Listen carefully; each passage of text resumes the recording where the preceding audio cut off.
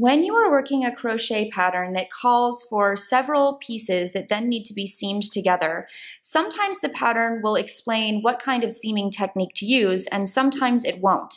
And there are many different ways of seaming two pieces of crochet fabric together. I'm going to demonstrate 3 different versions.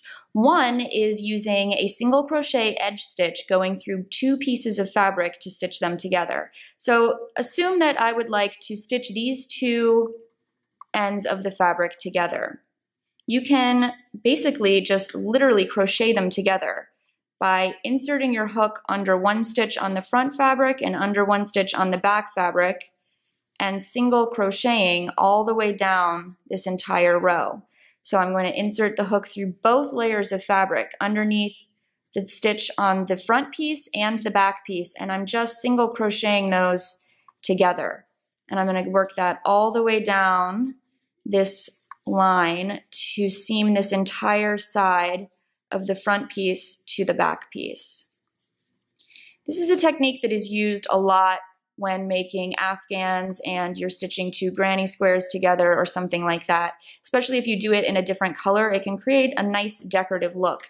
It does create a raised seam allowance here on one side, and that's why if you do it in a different color, it does add some nice dimension and texture to the front of the fabric. Or that can also be the back of the fabric if you prefer this flat side to be the front. So that is one way to seam 2 pieces of crochet work together.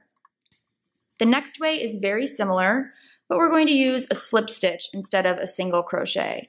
So again, we're going to go into a stitch on the front and the back of the fabric.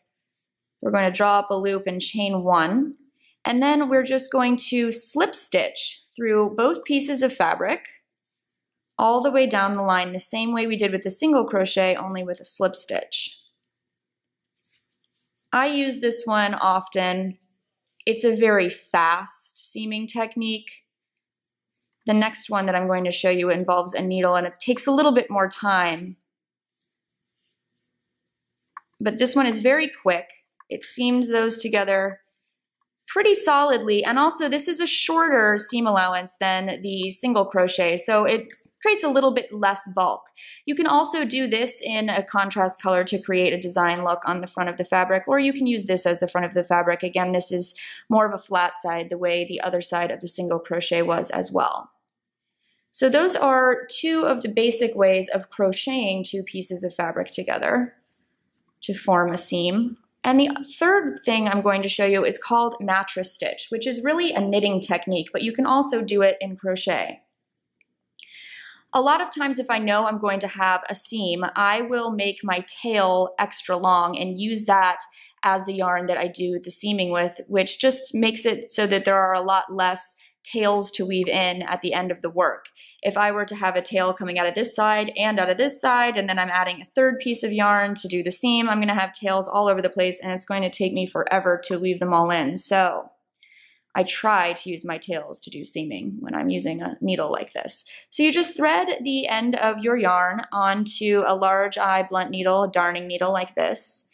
And mattress stitch is a process of zigzagging up horizontal bars back and forth from side to side of your work, and then zipping it together so that the fabric meets, and it's a very seamless, really attractive look from the front of the fabric. It does create a seam allowance along the back, but it's not so bad. So I'm first going to go up the first stitch on the right side of the fabric.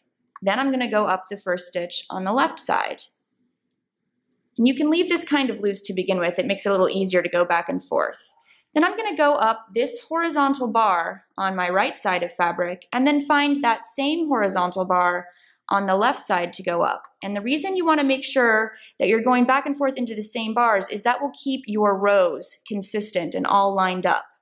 Then I'm going to go underneath this horizontal bar, find that same bar on the left side, and then back over to the right underneath this one, and then underneath this one, and you're literally just zigzagging back and forth underneath a bar on the right to that same bar on the left, back to the right side, back to the left side. And once you've worked about an inch or 2, that's when you can pull on this yarn to literally seam those together. You are zipping them up together. And you can see that the rows are consistent across the fabric. It almost looks like there isn't a seam there at all. On the back, you will have a bit of seam allowance, but on the front, it's pretty invisible. So this is a really nice technique if you want your fabric to look completely seamless from the front of the fabric. I think that this sticks up about the same amount that the slip stitch does. It's not as bulky as the single crochet edge. So it's nice if you're trying to create more of a flat fabric with your seam. And that is how you seam together two pieces of crochet work.